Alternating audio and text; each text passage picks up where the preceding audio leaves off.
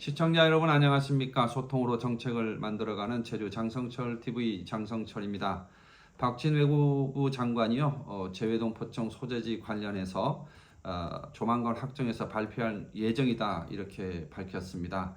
박대출 국민의힘 정책위 의장도 당정이 소재지 문제에 대해서 상당 부분 의견 접근을 이뤘다 이렇게 밝혔는데요. 재외동 포청 청사 소재지를 둘러싼 최종 국가의 정책 결정이 임박한 가운데 오늘 그 당정 협의에 관련된 내용을 보도한 언론 기사에서는 서울시와 인천시 2파전으로 압축된 상황이다. 이런 보도가 나왔습니다. 제주는 완전히 사라졌습니다. 그런데요, 이렇게 왜 제주가 배제되는 결정이 이루어지고 있는 걸까요? 저는 가장 큰 원인을 위성곤 의원의 발언이라고 생각합니다. 위성곤 의원은 4월 6일 날 보도 자료를 내서 이렇게 얘기했습니다. 지난해 12월에 여야가 그 정책위 의장, 원내 수석, 행안위 간사 세 사람이 함께 참여하는 3+3 협의체가 구성이 된 적이 있는데 그 회의에 가서 부두기 재외동 포청이 이전할 수밖에 없다면 이에 상응하는 기관이 서귀포로 이전해야 한다고 의견을 제시했었다고 해명을 했습니다. 설명을 했습니다. 이 얘기가 뭐냐면 부두기 이전할 수밖에 없다면 이전해 가라는 거잖아요.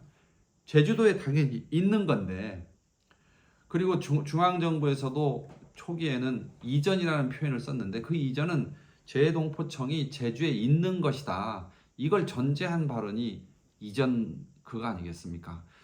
그런데 여기에다가 위성곤 국회의원이, 그것도 지역구를 서귀포로 둔 국회의원이 부득이 이전할 수밖에 없다면 이런 표현을 쓴 거는 사실상 재외동포청 제주 존속을 위성곤 의원이 포기한 것이다.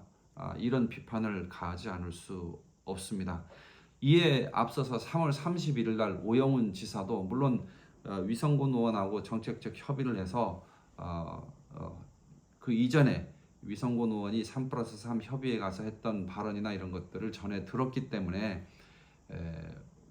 오영훈 지사의 언론 인터뷰 시점하고 정책 결정의 판단의 시점은 좀 어긋나긴 하지만 어쨌든 3월 31일 날 오영훈 지사가 언론과의 인터뷰에서 많은 정부 기관이 제주에 있는 것은 좋은 일이지만 재외동포청의 설립 취지에 대해서 살펴볼 필요가 있고 재외동포청이 가게 됐을 때 대안으로 얻을 수 있는 게 뭔지 판단해야 된다.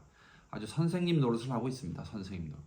무슨 얘기냐면 재외동포 재단이나 청이 제주에 있는 것이 좋긴 한데 그 설립 배경이나 취지를 놓고 보면 제주에 있는 것보다는 다른 지역으로 가는 게 낫고, 그래서 다른 지역으로 가게 되면 제주도가 대안으로 얻을 수 있는 게 다른 거라도 더 가져오면 좋지 않느냐, 이런 취지를 얘기했는데요. 이건 대놓고 재외동포청 제주 존속 포기한 그런 발언 아닙니까?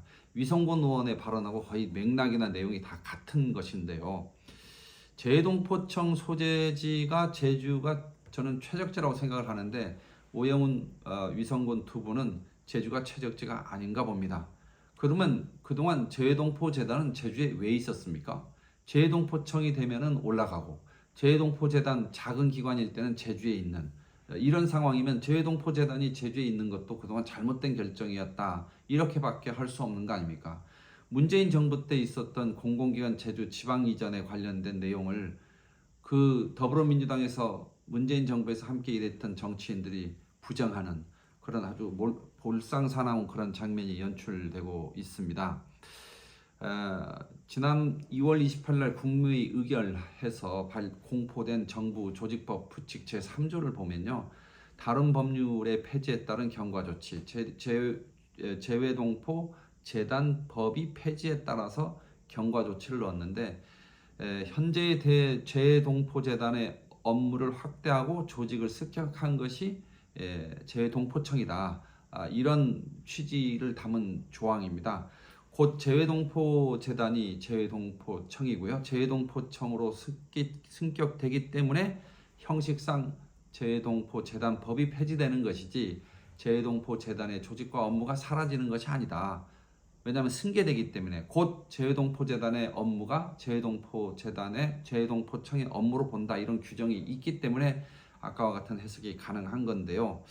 그렇기 때문에 당연히 재외동포청은 현재도 또 재외동포청이 출범하는 그 시기에도 제주에 있는 거죠. 이걸 이전해 간다는 게 말이 안 되는 거 아닙니까? 예를 들면 나주에 가 있는 한전을 다른 지자체에서 유치운동해서도 안 되는 거고요. 저기 원주에 가 있는 한국관광공사를 제주에 유치하겠다, 우리가 유치운동해서도 안 되는 거 아닙니까? 도의적으로도 안 되는 것이고, 국가정책의 그 선후를 따진다 하더라도 그렇게 해선 안 되는 거 아닙니까? 그러기 때문에 저는 재외동포 재단이 재외동포청으로 승격된 후에 타 지역으로 이전하는 것을 기정사실화했다. 누가? 오영훈 도지사와 위성군 국회의원이요. 그래서 두 분의 그 발언을 강력하게 규탄 안 할 수가 없습니다. 오영훈 지사에게 물어보고 싶습니다. 어느 시도지사가 지역에 있는 공공기관을 하나 내주고 다른 공공기관 더 큰 거를 달라 유치하겠다, 이런 경우가 있습니까? 공공기관 유치를 주고받기식으로 한 그런 게 말이 된다고 생각을 하십니까?